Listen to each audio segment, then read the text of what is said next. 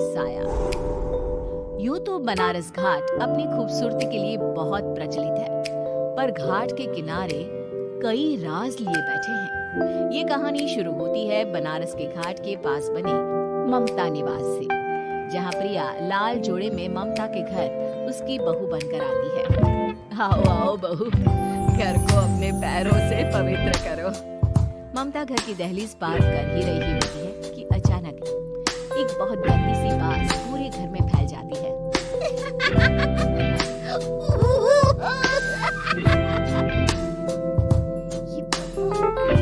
ये आवाज़ें, ये कौन हंस रहा है?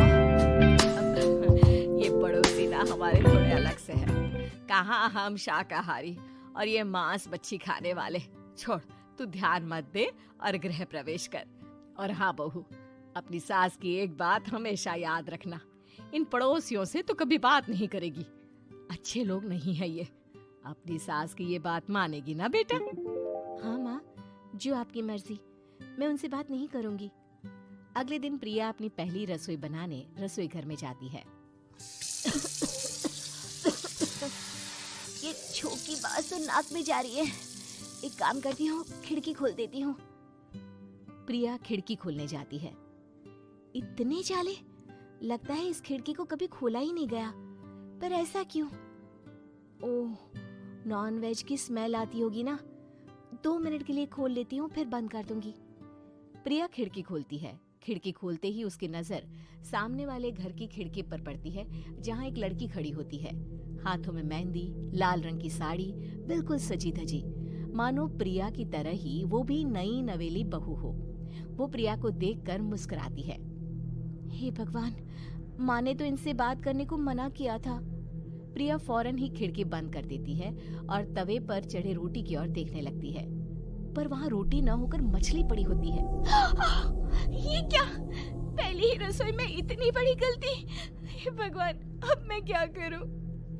प्रिया बहुत डर जाती है और फौरन रसोई की सफाई करने और फिर सभी के लिए खाना बनाने लग जाती है। जब वो सबको खाना परोसती है, सब तो ठीक है, मैं बेकार में चिंता कर रही थी।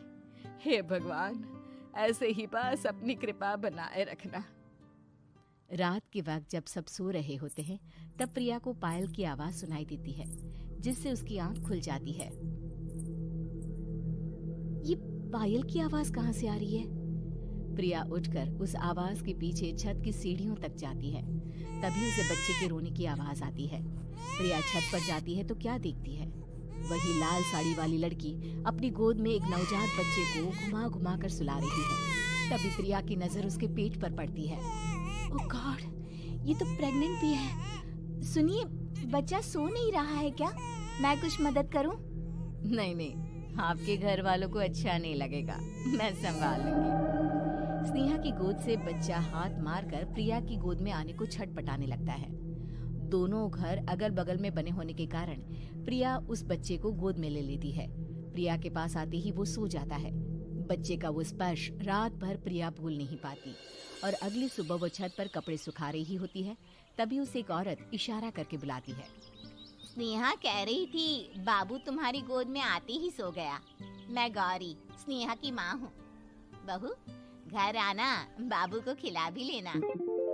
शाम को जब घर पर कोई नहीं रहता, बच्चे से मिलने के लिए प्रिया छिपकर अपनी पड़ोसन के घर चली जाती है और कुछ देर बच्चे को खिलाकर वापस लौट आती है। इसके कुछ दिन बाद ही प्रिया को पता चलता है कि वो माँ बनने वाली है। ममता की खुशी का ठिकाना नहीं रहता।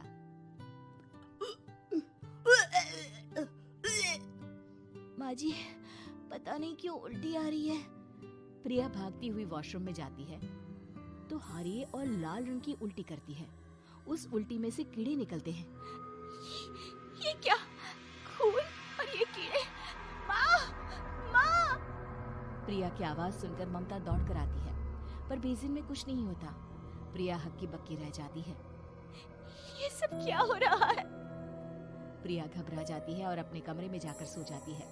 डर के कारण वो इतनी थक जाती है कि उसकी आंख लग जाती है। तब उसे ऐसा लगता है उसके पेट पर मानो कोई बैठा हुआ हो। कौन हो? प्रिया के पेट पर एक 5 महीने की बच्ची बैठी हुई थी, जो बुरी तरह जली हुई थी।